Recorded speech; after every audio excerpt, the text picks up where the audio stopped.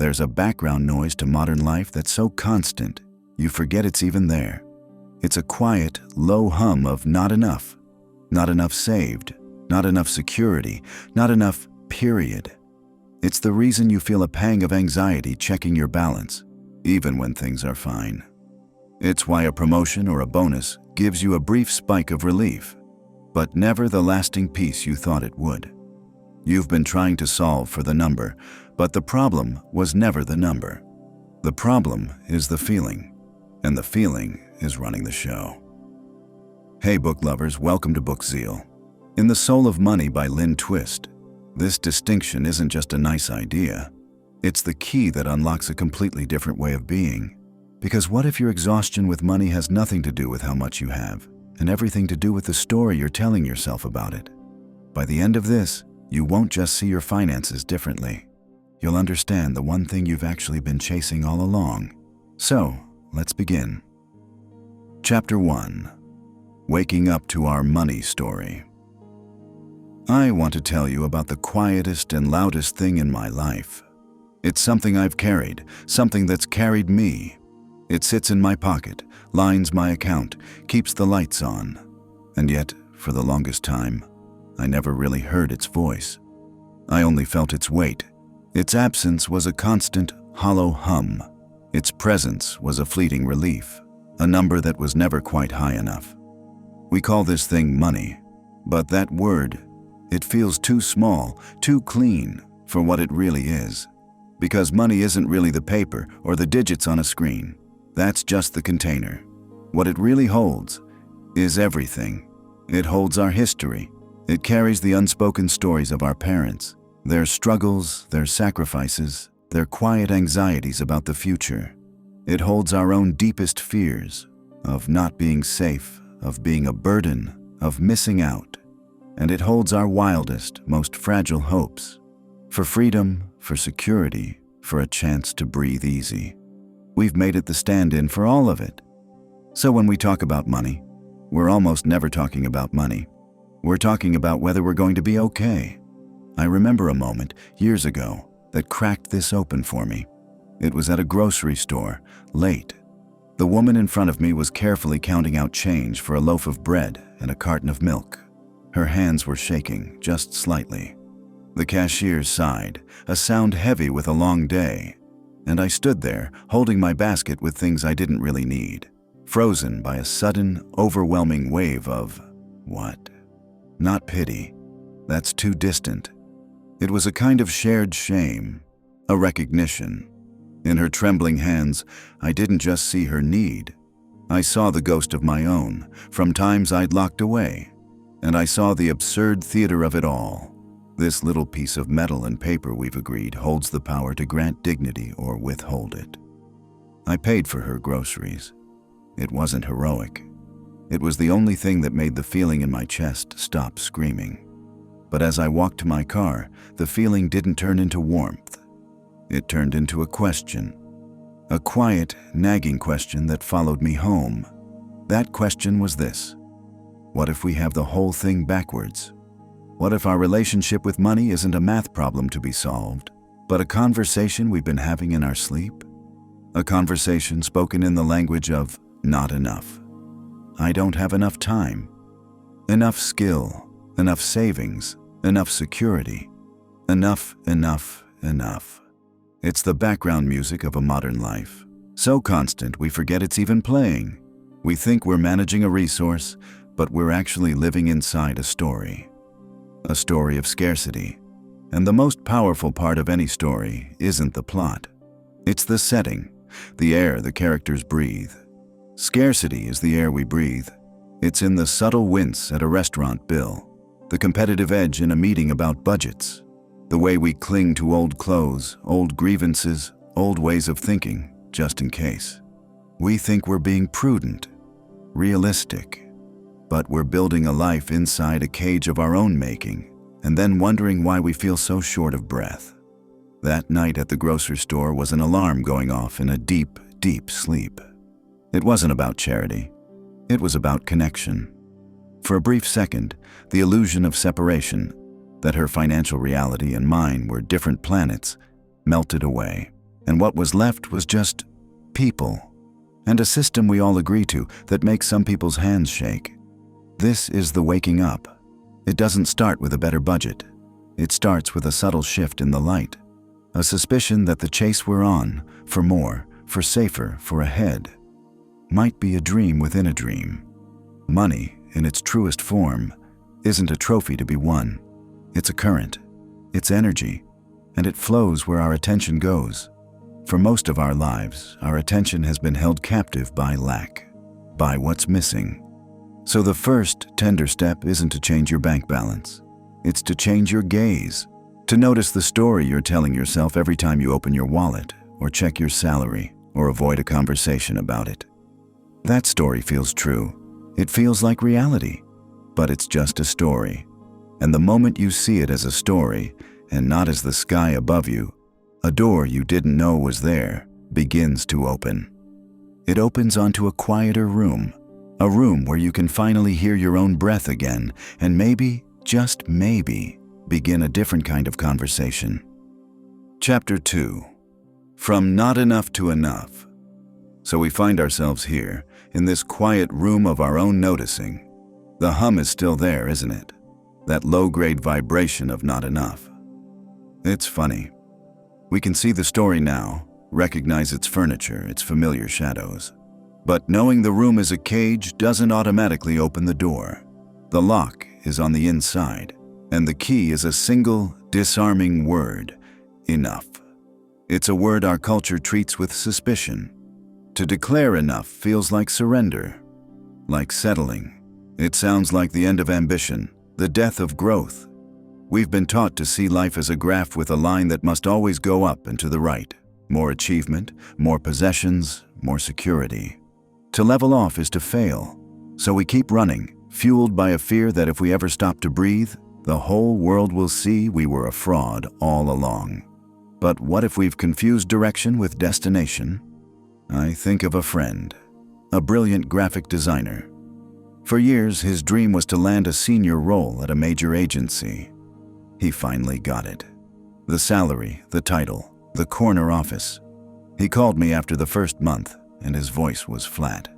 "I got here," he said, "and all I can see is the next rung, the next salary bump. It's like I arrived at a station, but the train never stopped moving." He was living the dream, but he'd forgotten to wake up from the nightmare of perpetual lack. The goalposts, he realized, weren't placed by the world. He was the one carrying them. This is the spell of scarcity. It's not about actual shortage. It's a lens that distorts everything it touches, making a feast look like scraps. It turns abundance into a threat, because if you have it, you might lose it. It turns generosity into a risk. It makes us look at a beautiful, ripe apple and think, it'll be gone soon, instead of, how sweet this is. The shift from scarcity to sufficiency isn't about accumulation. It's a fundamental change of address. You move from the anxious, crowded neighborhood of more to the steady, grounded plains of enough. And it begins with the most radical of acts: a pause. A full stop in the middle of the sentence of your striving. In that pause, you ask a different kind of question. Not, what do I need to get next, but what do I have right now? Not, what's missing, but what's already here. You inventory your life, but not in numbers, in textures. The reliable warmth of your morning coffee, the fact that your lungs draw breath without your command, the friend who answers the phone at midnight, the skill in your hands that lets you create or fix or comfort. You list these things not as a gratitude exercise to be checked off, but as evidence. Concrete, undeniable evidence that life is already happening, and it is already sustaining you. That's when you feel it. A subtle, tectonic settling. A release of a breath you didn't know you were holding. There is enough. I am enough. It's not a boast. It's a quiet acknowledgement. A statement of fact, like noticing the sky is blue. This feeling of sufficiency isn't passive. It's not resignation. It's the deepest form of power. Because when you stand on the ground of enough, you are no longer driven by fear. You are freed to be guided by choice, by meaning. Your relationship with money begins to soften. You still pay bills, you still plan. But the frantic energy leaves the room. Money becomes a tool again, not a master. You can look at your bank statement without your heart seizing up, because it's no longer the final report card on your worth. It's just information. It's a measure of a certain kind of flow, but not the only one, and certainly not the most important. From this place of enough, a strange thing happens to desire. It doesn't disappear, it clarifies. You start wanting different things, not more of everything, but more of the specific things that make your soul feel fed. Maybe it's time, not things. Maybe it's connection, not status. The chase becomes a choice, and you realize the door of the cage was never locked. It was just heavy, and you finally found the strength in your own sufficiency to push it open. Chapter 3. The Flow of True Prosperity. From that solid ground of enough, something begins to move. It starts as a trickle, a sense of looseness where there was once only clenched holding. You've stopped seeing your life as a fortress to be defended, stocked with dwindling supplies. Now you begin to feel it as something else entirely, an ecology, a living system. And in any living system, the thing that signifies health isn't hoarding, it's flow. Think of money like water. Stagnant water grows thick, foul, lifeless. It becomes a problem to be managed. But water in motion, it carves canyons, nourishes roots, generates power. It becomes a source of life. Money holds that same potential. We've been taught to dam it up, to build reservoirs of security so vast and deep we hope we'll never see the bottom. But security held too tightly becomes its own kind of prison. The energy suffocates. I learned this from watching my grandmother, not from any finance book. She lived through times of genuine, terrifying scarcity. And yet, she was the most prosperous person I knew. Her house was modest, her clothes simple, but her kitchen was always full. Not with gourmet food, but with warmth. If a neighbor was sick, a pot of soup appeared on their porch. If a kid down the street needed shoes, somehow a pair that fit would materialize. She never had a large bank account, but she had a profound understanding of circulation. She knew that the value of $1 wasn't in its possession, but in its passage, in what it could do when it moved from her hand to another's. This is the alchemy of appreciation. It's the opposite of depreciation. Depreciation says a thing loses value over time as it's used, worn down. Appreciation says value multiplies through attention, through use, through the meaning we assign to it. That $10 bill in your wallet is just paper until you decide what it's for. If you spend it on another meaningless trinket out of boredom, it depreciates in your life, if not on a ledger. But if you use it to buy a book that changes your thinking, or a meal for someone who needs listening to, or seeds for a garden, its value explodes. It generates returns no spreadsheet can capture. We've been conditioned to think of prosperity as a personal stockpile, a private victory. But true prosperity is a widening circle. It's collaborative. It understands that a rising tide lifts all boats not as a cliché, but as a physical law. My grandmother's pot of soup wasn't just charity. It was an investment in the health of her community, which in turn became her own health. It was a signal that in her world, no one was meant to be left hungry. That signal changed the atmosphere of her entire street. When you begin to direct your resources, your money, your time, your attention, toward what you truly honor, a magnetic thing happens. You're no longer spending, you're nourishing, and what you nourish grows. Honor your health, and your energy expands. Honor your relationships, and your sense of connection deepens. Honor a cause you believe in, and your own sense of purpose gains roots. The money moving through your life becomes a current carrying your values out into the world, and it carries back experiences, relationships, and a quiet confidence that you are part of something generative. This shifts the entire question from "how much do I have?" to "how well is it moving?" Is it stuck, pooling in places of fear? Or is it circulating, touching the parts of your life and your world that you care about? prosperity isn't the size of the reservoir. It's the quality of the water and the reach of its flow. You start to make different choices, not from lack and not from guilt, but from a sense of aligned participation. You might buy less, but you buy better, from people whose work you respect. You might give not until it hurts, but until it feels like a genuine expression of your own sufficiency. The act of releasing money becomes as satisfying as receiving it because you are participating in the flow. You are, in a very real sense, watering your own ecosystem. And in a thriving ecosystem, everyone gets fed. Chapter 4. Changing the Dream. There's a weight to the old dream. You can feel it in your shoulders at the end of a long day spent chasing a target that moved the moment you got close. It's in the dull buzz of the phone, the inbox that never empties, the quiet envy scrolling past someone else's highlight reel. We've been sold a blueprint for a life that's all structure and no soul. A dream made of milestones, not meaning. And at some point, the fatigue sets in. Not the kind sleep fixes. A soul-deep weariness that whispers, "Is this really it?" This is the pivotal moment. Not a crisis, but a crossroads. One path continues the familiar climb, chasing the next more on the horizon that forever recedes. The other requires a brave and simple act. It asks you to put down the blueprint, to trade the restless dream of acquisition for a quieter, more demanding one. The dream of alignment. It means asking a dangerous question. What do I love? Not what do I want to achieve, or own, or be seen as, but what do I genuinely, inconveniently, irreducibly love? What makes time dissolve? What cause stirs a fire in your chest, not for recognition, but simply because it's right? The question is dangerous because the answer might not be monetizable.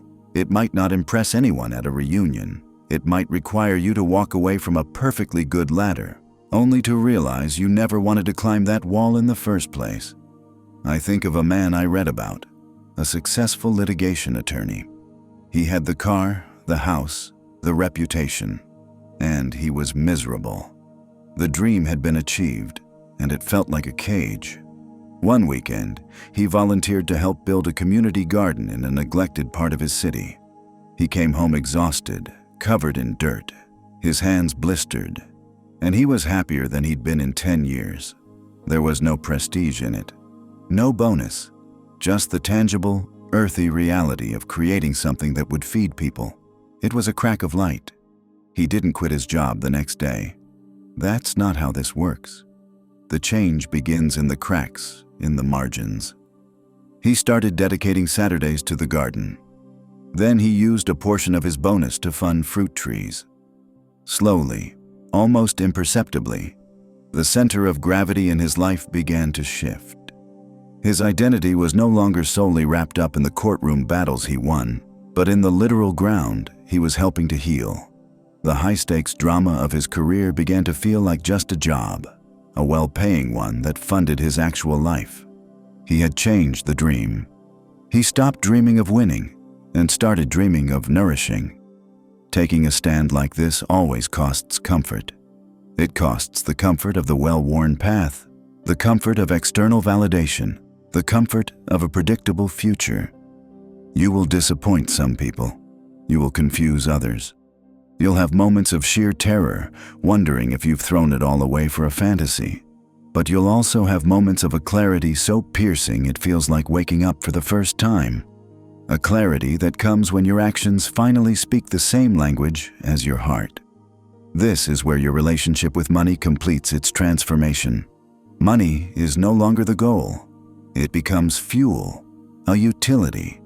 It's the resource that allows you to hold your ground in the world while you build the life you love from the inside out. You begin to make spending decisions based on a new criterion. Does this expense support the dream or distract from it? Does it drain my energy or fund my purpose? The dream of alignment isn't flashy. It won't always look like success. Some days it looks like saying no to a lucrative client whose values you despise. Other days it looks like investing in a slow, uncertain project that sings to your soul. It requires a kind of faith, not in a grand plan, but in your own deep sense of what matters. You are trading the anxiety of the chase for the vulnerability of the path. And on that path, you find a different kind of wealth. One measured not in net worth, but in integrity. In the quiet, unshakable peace of knowing your life is no longer a performance. It's a conversation, and you are finally speaking your own truth. Chapter 5. Conversations, Legacy, and the Turning Tide. It starts in a quiet room, maybe over a kitchen table, the bills spread out between 2 coffees, or in the silence of your own head during a long drive. The conversation is hesitant at first. It's about numbers, sure, budgets, goals, debts. But if you listen closely, under the numbers, you hear the real language. It's the language of fear, of hope, of old stories passed down like heirlooms we're afraid to discard. We never had enough. Money is the root of all evil. Don't talk about it. This is where the tide begins to turn. Not in a boardroom, but in these raw, vulnerable spaces where we finally give voice to the things we've carried in silence. Because silence is where the old dream survives. It thrives in shame, in isolation, in the belief that our relationship with money is a private failing or a solitary burden. But when you bring it into the light of an honest conversation, something alchemical happens. The shame loses its power. You hear your own fears spoken aloud and realize they aren't unique to you. They're part of a chorus. And in that shared recognition, the feeling of being alone in the struggle just evaporates. I remember facilitating a workshop once, a small circle of people who all, on paper, were doing well. We asked a simple question: what's the first memory you have of money meaning something? One woman, a confident executive, shared a story from when she was 7. Her father lost his job, and she overheard her mother whispering at night, "What if we lose the house?" She described the cold fear that seeped into her bones, a fear she'd been running from her entire career, accumulating titles and savings not for joy, but as a barricade against that old ghost. When she finished, the room didn't offer advice. It just sat in a profound, respectful quiet. Then someone else spoke, and another. We weren't talking about money anymore. We were hearing each other's hearts. That's the courage. Not fearless speaking, but speaking with the fear present, and doing it anyway. These conversations rewire the connection between people, purpose, and resources. When you understand the why behind someone's fear or their desire, your own relationship to giving and receiving softens. A family deciding to fund an experience together instead of buying more gifts. Friends pooling money to support a local artist instead of a generic corporate gift card. It's money becoming a conduit for care, a tangible expression of a shared value. It stops being a tool for separation, mine versus yours, and becomes a thread in a larger fabric. This is how legacy is built. Not in a single, grand bequest at the end, but in the small, daily choices made from a place of enough. It's the choice to invest in a child's curiosity instead of just their college fund. To support a business that treats its employees well.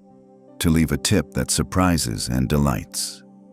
Each choice is a seed. You plant it not knowing exactly what tree will grow, but with a faith that acting from sufficiency and alignment creates a different kind of yield. One that compounds in kindness, in strengthened community, in a world that feels just a little less mercenary, a little more human. You begin to see your life not as a solitary column of achievements, but as a stone dropped into a pond. The ripples are your legacy. The conversations you dared to have create waves of permission for others to do the same. The choices you made from alignment become quiet blueprints for someone else's courage. And that's the turning tide. It's not a revolution announced with trumpets. It's a silent, gradual shift in the current. As more people choose to live and give from a feeling of sufficiency rather than scarcity, the cultural water we all swim in begins to change. The relentless drumbeat of more starts to sound hollow, distant. A new rhythm emerges, slower, more intentional. It's the sound of people choosing to be nourished rather than just being full. It ends where it began, with you, in a quiet room. But the room feels different now. The air is lighter. The old stories have been heard, and in the hearing, they lost their edge. What remains is a simple, profound clarity. Your life, and the resources that flow through it, are your conversation with the world. You get to choose what that conversation sounds like. Will it be a frantic monologue of not enough, or a steady, generous dialogue of enough shared? The tide doesn't turn out there. It turns in here, in the quiet of your own chest. And with every heartbeat that chooses enough, the whole ocean leans, just a little, in the direction of flow.